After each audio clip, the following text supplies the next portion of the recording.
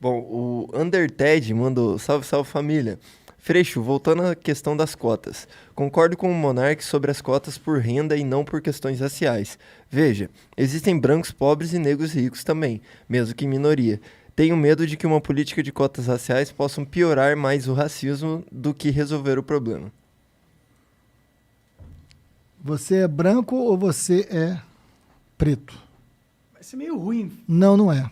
Sabe Não? por quê? Por quê? Não, não é. Porque divide de novo a sociedade. É um argumento de divisão. Mas nós vivemos uma escravidão de 300 anos. Nós não podemos, ao longo da nossa vida, que não foi de um passado escravocrata, decidir. Isso não passa por nós. Não? Não. Ah, não concordo, hein? Não, é claro que você não concorda. Pô, você tá falando que dentro da sociedade as pessoas que sofreram lá atrás têm poder de decidir tudo que vai... Não, não falei isso. Não falei isso. Eu falei o seguinte, existe um processo que a República não resolveu, que é da escravidão, que é grave. Tá. Que é grave, é muito grave. Nós não podemos achar... Primeiro, ninguém é contra a política de cotas por renda, não. Tá, eu também não. Ninguém é contra a política de cotas. Pelo contrário, você tem que atingir a pobreza independente de qualquer coisa. Óbvio, mas independente da política de cotas por renda, que eu não estou defendendo que acabe, você precisa ter uma política de cotas para negros por uma questão de reparação histórica fundamental. Claro que sim. Reparação histórica, velho, me dá um... Sabe, porque isso é uma ferramenta política que vai ser usada por pessoas que não estão realmente nessa pegada de querer reparar historicamente porra nenhuma. Eles só querem usar esse sentimento pra conseguir seus negócios políticos, tá ligado? Não e outra é foda se for parar em Mas olha o resultado da política de... Olha só, eu faço questão de te mandar os resultados das políticas de cota racial da Universidade Estadual do Rio de Janeiro. Tem resultado concreto. As pessoas atingiram objetivos, isso mudou a realidade social. A UERJ fez um levantamento do quanto isso mudou a vida daquelas pessoas, a vida do lugar onde aquelas pessoas vivem e o desempenho estudantil daquelas pessoas. Isso está documentado pela Universidade Estadual do Rio de Janeiro, a primeira universidade a adotar política de cotas no Brasil.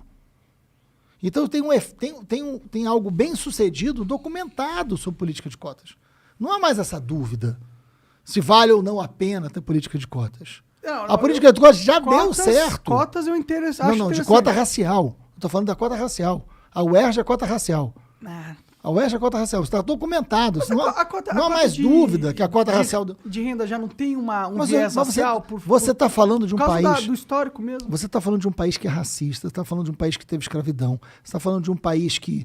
As prisões são prisões onde hegemonicamente estão pretos, negros, pobres e periféricos. E você precisa consertar isso. Mas aí o país, pelas leis, vai colocar que ele reconhece que existe uma divisão racial entre nós. Não, a cota não reconhece. A cota soluciona. Na minha opinião. Claro, mas ela soluciona. Não soluciona porra nenhuma. Como não? Não soluciona. Não mudou. Como não soluciona? O Brasil Como ainda é injusto, não mudou? O racismo ainda é um puta problema. Óbvio. Mas a política de cota já deu resultado positivo. Isso está documentado. Tá bom, tem estatísticas ali que mostram que o desempenho é extraordinário. É que você dá faculdade para pessoas pobres, elas, independente da cor, elas vão, subir. Né? Aí estatísticas mostram isso. Então, mas você tem uma coisa aqui, tem um conceito que é muito importante. Posso dar uma sugestão? Claro.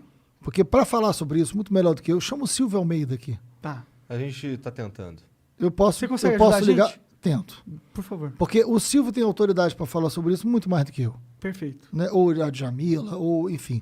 Porque eu acho que é importante... A Djamila é foda também. Porque eu acho que é importante você ouvi-los, assim. Porque eu tô aqui falando o que eu tenho muita convicção, mas quem pode e deve falar por isso são eles.